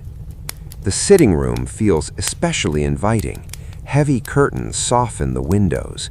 Comfortable upholstered chairs surround a fireplace. Books line several shelves. Children quietly complete their school lessons while a parent reads the evening newspaper. The room reflects another important change. The home is becoming a place for leisure as well as survival. People begin spending more time reading, playing games, sewing, writing letters, and simply relaxing together after work. You remember the Stone Age storytellers gathered around the fire, the Roman families dining beneath painted ceilings, the Viking musicians beside their great hearth. Now newspapers and novels join the evening conversation. Stories continue evolving, they simply change their format. Outside, the city remains busy. Horse-drawn trams roll along crowded streets. Factories continue humming in the distance. Laundry flutters between neighboring houses. Children invent games in narrow alleyways, using little more than imagination and boundless energy. Apparently, no generation has ever needed expensive toys to become wonderfully noisy. You stroll farther into the neighborhood. Rows of houses continue in every direction. Some are modest, others belong to wealthier merchants and professionals, displaying elegant brickwork, decorative gardens, and larger rooms. Industrial prosperity creates both opportunity and inequality. Homes begin reflecting these differences more clearly than ever before. As evening approaches, gas lamps illuminate the streets outside. Inside, fireplaces glow warmly behind curtained windows. Families return home from factories, shops, schools, and offices. The city gradually shifts from workplace to neighborhood. Dinner fills the air with comforting aromas. Laughter echoes from open windows. Someone practices the piano nearby. A dog waits patiently beside the front door, absolutely convinced that every returning family member has secretly brought treats. Hope, it seems, has always been one of a dog's greatest talents. You step into a small backyard garden. Vegetables grow beside flowering plants. A clothesline stretches across the yard. Though the city surrounds the home on every side, families still find space for a little patch of green. Human beings remain remarkably determined to invite nature home, no matter how crowded the world becomes. The stars slowly appear overhead, softened slightly by the glow of the growing city. You pause before one final brick house. Its windows shine warmly against the cool evening air. Behind those windows, a family gathers around the table, sharing another ordinary meal. Nothing about it seems extraordinary, yet perhaps that is exactly the point. History is not built only by kings, queens, or inventors. It is built every evening inside ordinary homes, where families eat, laugh, learn, and prepare for tomorrow. Tomorrow, electricity will soon brighten every room.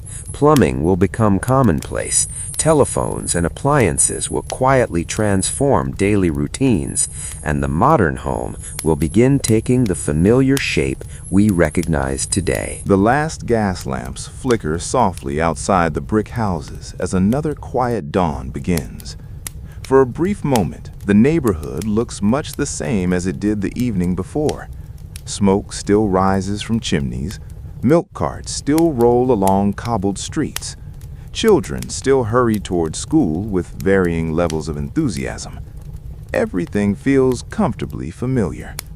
Then, almost without anyone noticing at first, the home begins changing faster than at any other point in your journey. A single switch, a single wire, a single glowing light bulb. The modern age quietly steps through the front door. One of the best established historical facts is that during the late 19th and throughout the 20th century, electricity, indoor plumbing, and household appliances transformed everyday domestic life, dramatically reducing the time and physical effort required for many daily chores. You approach a comfortable family home built during the early decades of the 20th century. From the outside, it still resembles many houses from the Industrial Revolution. Brick walls, a sloping roof, neat windows, a small garden. But inside, everything feels different. You enter the hallway. Instead of relying on candles or oil lamps, soft electric lights brighten every corner. No flickering flames, no smoky smell, just a gentle glow at the touch of a switch. It must have felt almost magical to the first families who experienced it. After thousands of years spent tending fires and trimming lamp wicks, light suddenly becomes effortless. You can't help smiling. Humanity has spent millennia trying to keep the darkness politely outside. Now, someone has simply wired the solution into the walls. Historians still argue whether the widespread adoption of household electricity immediately transformed everyday life for most families, or whether the transition happened more gradually, varying greatly between cities, rural communities, and different countries. Like every major innovation, it arrived at different speeds depending on where people lived. You wander into the kitchen. It is immediately recognizable. A sink with running water, a stove, cupboards. A refrigerator quietly humming in the corner. Fresh food can now remain safe for days rather than hours. Milk no longer depends entirely on cool weather. Ice arrives without requiring someone to chop it from a frozen lake. The refrigerator may not look dramatic, yet it quietly changes daily life more than many grand inventions. Nearby, a washing machine sits patiently in a laundry room. You remember the women grinding grain beside the Nile, the medieval families hauling water, the endless household labor repeated across thousands of years. Now, one machine slowly turns while handling work that once consumed entire days. Progress sometimes sounds surprisingly ordinary, just the gentle swish of soapy water. One quirky historical tidbit tells us that some of the earliest household vacuum cleaners were so large they were transported on horse-drawn carts, with long hoses reaching into homes through the windows. Imagine scheduling an appointment for someone to park an enormous machine outside simply to clean your carpet. Housekeeping has certainly become more portable. You continue exploring. The bathroom contains another quiet revolution. Hot and cold running water, a bathtub, indoor plumbing, a flushing toilet. Things so familiar today that they rarely receive much appreciation. Yet for countless generations, carrying water was part of everyday survival. Now the water comes directly to the house. Invisible pipes hidden behind walls perform astonishing work without asking for applause.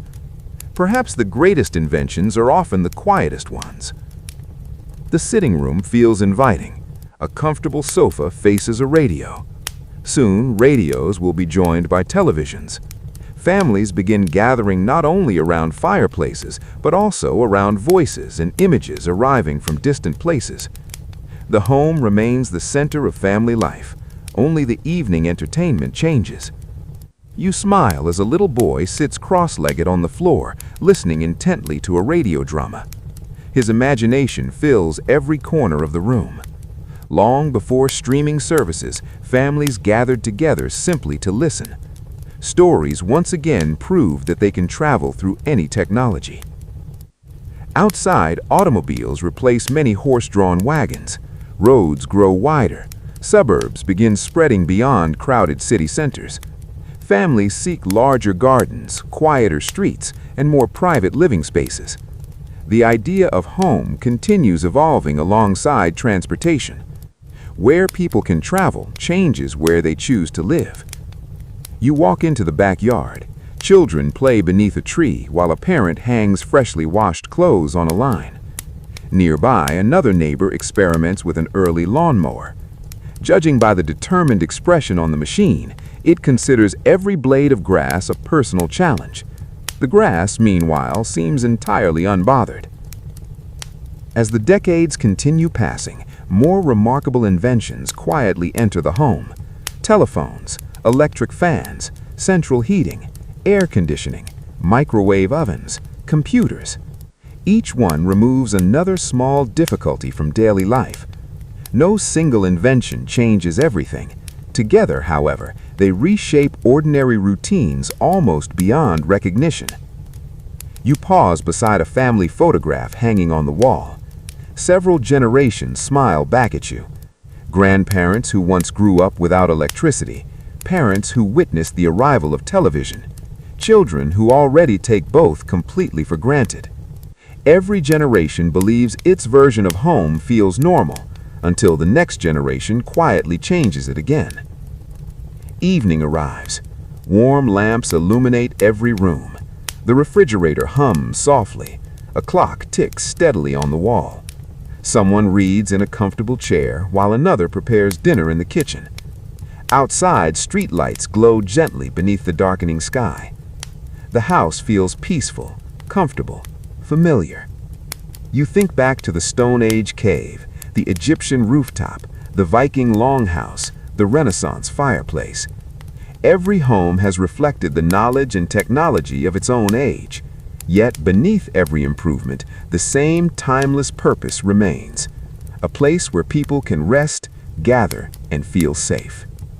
Tomorrow, your journey reaches the present and beyond, exploring tiny homes, sustainable architecture, smart technology, and the fascinating question of what homes might become in the years still waiting ahead. The soft hum of the refrigerator fades into the background as morning sunlight slips quietly through the curtains. The house around you feels wonderfully familiar. Running water flows with the turn of a handle. Electric lights wait patiently for a switch. The heating system quietly keeps every room comfortable without anyone needing to chop firewood before breakfast. After thousands of years of building, rebuilding, and improving, humanity has created homes that would seem almost magical to your Stone Age ancestors. And yet, the story is still far from over. Homes continue changing. Only now, the questions are different. Instead of asking, how do we survive winter, people increasingly ask, how do we save energy? Instead of wondering how to carry enough water home, they wonder how to waste less of it. The future begins not with larger houses, but often with smarter ones. One of the best established historical facts is that in the 21st century, architects and engineers increasingly focus on sustainable design, energy efficiency, and environmentally friendly building materials to reduce the environmental impact of homes while improving comfort. You begin your walk through a quiet modern neighborhood. The houses look surprisingly varied. Some are large, some are modest. Some have rooftop solar panels quietly collecting sunlight. Others feature green roofs where grasses and flowers grow above the living spaces below. Nature is gradually returning to architecture in new ways. You stop outside a tiny home, resting beside a peaceful woodland. At first glance, it seems almost too small. Surely nobody could live comfortably inside something this compact. Then you step through the front door. Every inch of space has been carefully planned. A staircase doubles as storage, a dining table folds neatly into the wall. Shelves fit perfectly beneath the roof. Large windows make the interior feel open despite its size. You remember the flexible rooms of Japan, the practical storage jars of ancient villages, the efficient Roman apartments. History has quietly prepared humanity for this moment. Small spaces can still feel remarkably comfortable. Historians still argue whether the growing popularity of tiny homes reflects changing economic realities, environmental concerns, or a broader cultural shift towards simpler lifestyles and owning fewer possessions. Perhaps all three have gently converged. After all, every generation redefines what enough truly means. A young family welcomes you inside. The house feels calm rather than crowded. There are fewer belongings than you might expect. Everything has a purpose. Nothing seems forgotten in dusty corners. Cleaning the entire house probably takes less time than finding your missing phone charger. That alone deserves admiration. One quirky historical tidbit tells us that some modern experimental homes have even been designed using recycled shipping containers, turning enormous steel cargo boxes into surprisingly stylish living spaces. Imagine explaining to a Roman architect that one day people would voluntarily choose to live inside something that once carried rubber ducks across an ocean. Innovation has a wonderful sense of humor. You continue farther into another neighborhood. This house appears more traditional from the outside.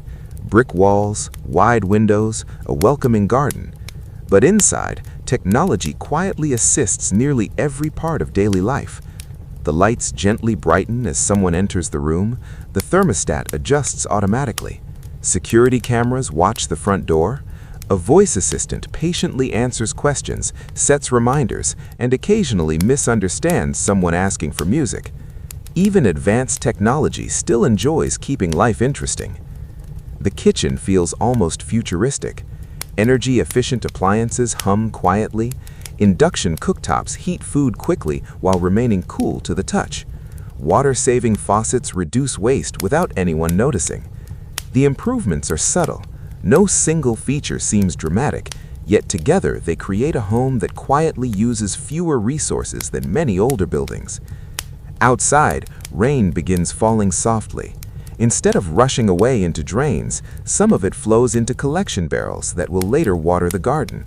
The garden itself contains native plants requiring less irrigation. Birds gather around small feeders. Butterflies flutter among wildflowers. You smile. Even in the most modern neighborhood, people still surround themselves with growing things. You remember every garden from your journey. The herbs drying inside medieval cottages, the Roman courtyards, the Islamic fountains, the Japanese ponds, the Renaissance orchards. No matter how advanced homes become, humanity never entirely abandons nature. Perhaps we simply keep inviting it inside. A cheerful golden retriever bounds through the yard carrying a stick nearly as long as itself. It proudly presents this remarkable discovery to everyone nearby. The family responds with enthusiastic praise. Clearly, some achievements remain universally appreciated across every century. As evening approaches, solar panels finish gathering the day's sunlight.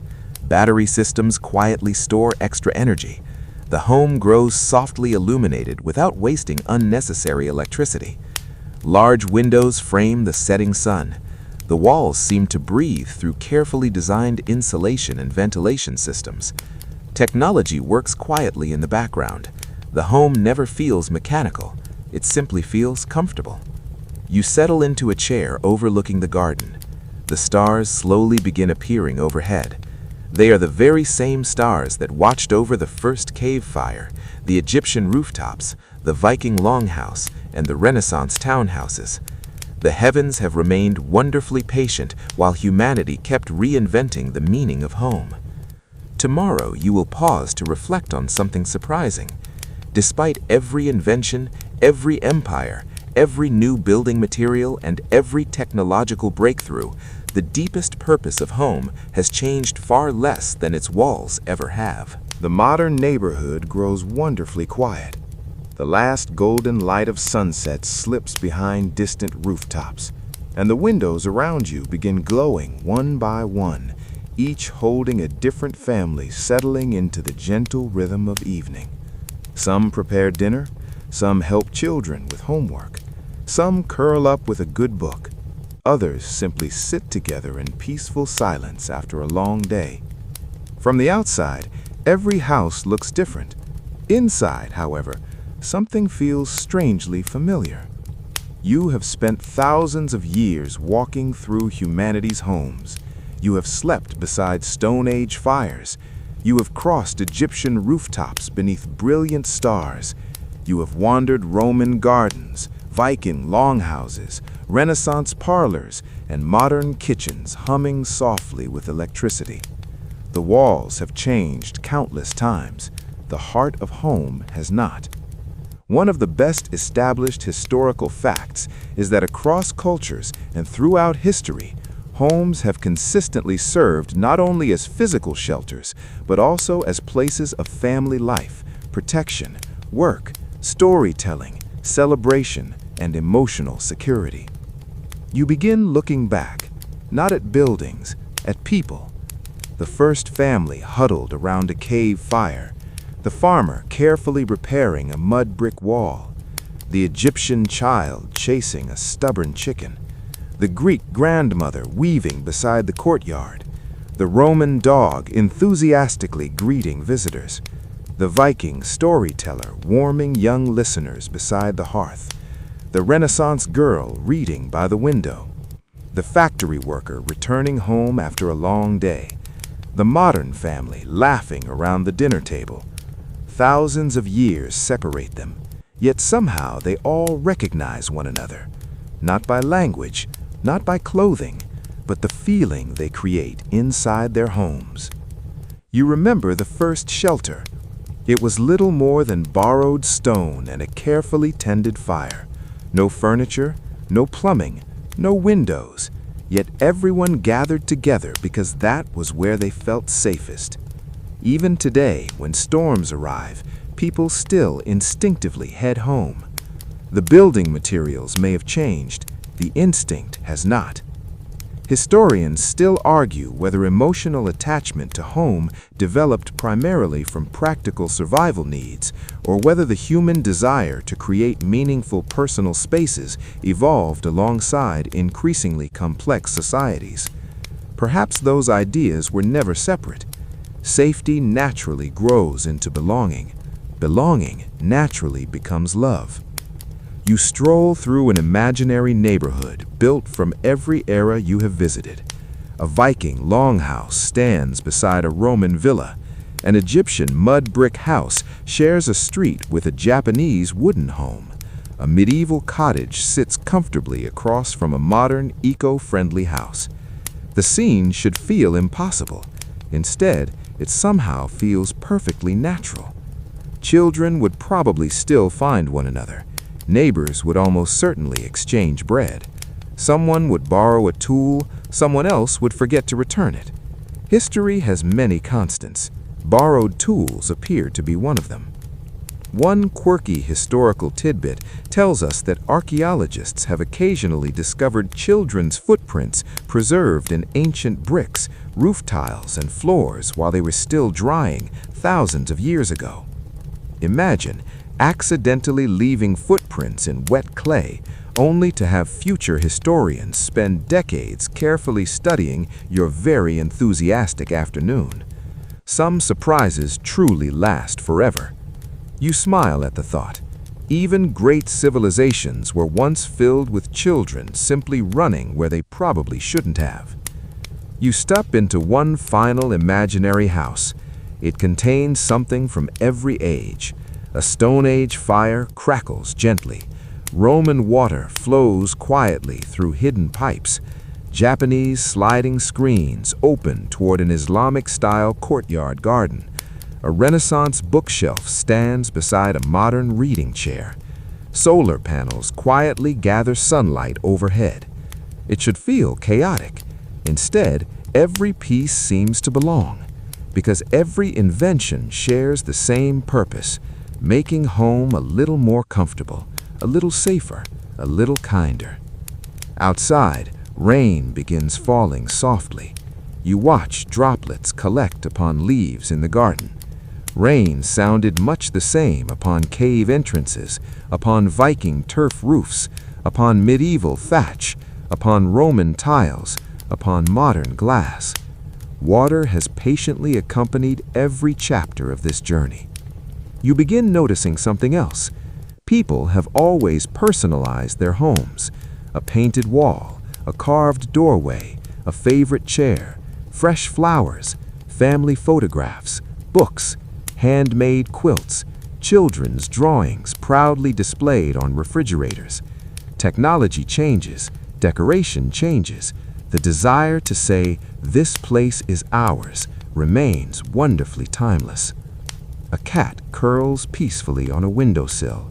Not a specific cat, just the universal cat, entirely convinced that the home belongs to it. Some traditions deserve respectful acknowledgement. The evening grows deeper. Families everywhere begin preparing for sleep. Lights dim, doors close, the sounds of conversation soften. Across every century, this moment has always existed. The day's work ends, the world grows quiet. Home gently gathers everyone inside. You take one last slow look behind you. The path stretches all the way back to that first cave beneath the limestone cliff. It no longer seems distant. Every home along the way has become part of one long human story. Tomorrow, the journey reaches its peaceful conclusion, as you quietly imagine the homes of tomorrow before settling into one final reflection beneath the timeless stars that have watched over every doorway humanity has ever built. The neighborhood has fallen almost completely silent. Only a gentle breeze stirs the leaves in nearby trees, and a few distant lights glow softly behind curtains, where the last conversations of the evening slowly come to an end. You pause at the edge of the quiet street and look up. The stars are waiting. The same stars that shone above the first cave where families gathered around a crackling fire. The same stars that watched over mud brick villages, Egyptian rooftops, Greek courtyards, Roman villas, Viking longhouses, Renaissance townhouses, and modern homes filled with quiet electric light. Everything beneath them has changed. Everything above has remained wonderfully patient. You begin imagining the homes that have not yet been built. Perhaps they will quietly produce more energy than they use. Perhaps walls will gently adjust their temperature without anyone noticing. Perhaps windows will automatically darken beneath bright sunlight before becoming perfectly clear again as evening falls. Maybe rooftops will become flourishing gardens where vegetables, flowers, and birds share the same peaceful space. Perhaps homes will collect rainwater, recycle resources, and work so naturally with the environment that future generations will wonder why people ever built them differently. One of the best established historical facts is that architects and engineers around the world are already experimenting with sustainable materials, energy-efficient construction, and environmentally conscious design to prepare homes for the challenges of the future. The future, you realize, is not arriving all at once. It is quietly being built, one thoughtful home at a time. Historians still argue whether the next great transformation in housing will come primarily from technological innovation or from changing cultural values that encourage simpler, more sustainable ways of living. History suggests that both will shape the homes of tomorrow, just as they shaped every home you have visited tonight. One quirky modern tidbit makes you smile. Some experimental houses are already being built using large-scale 3D printers that carefully layer construction material until an entire home gradually appears. If you told a Neolithic builder patiently stacking mud bricks that one day a machine might print a house, they would probably stare at you for a long moment and then politely ask whether it could also help repair the roof.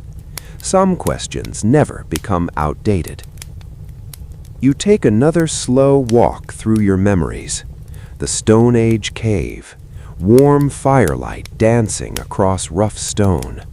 The farming village where permanent walls first promised tomorrow.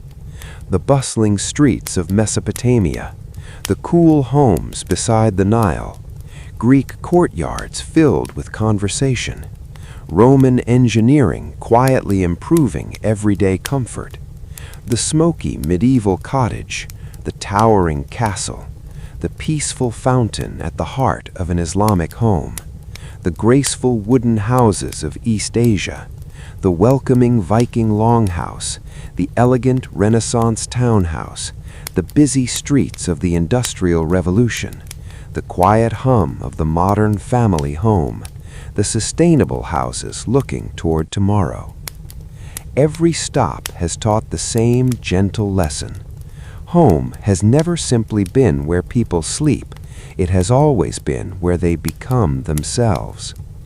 Where children learn to walk, where stories pass from one generation to the next, where celebrations echo through familiar rooms, where tears are comforted, where laughter returns after difficult days, where ordinary moments quietly become lifelong memories.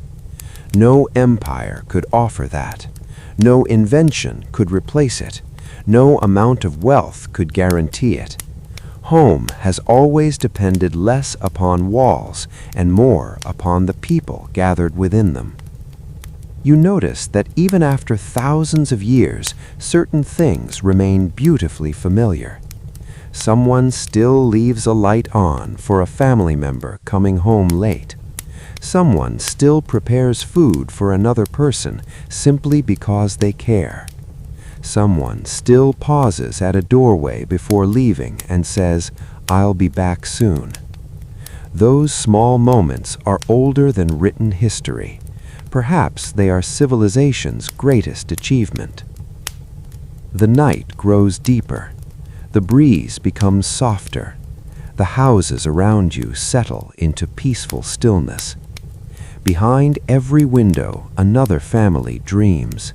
Different dreams, different lives, the same quiet shelter.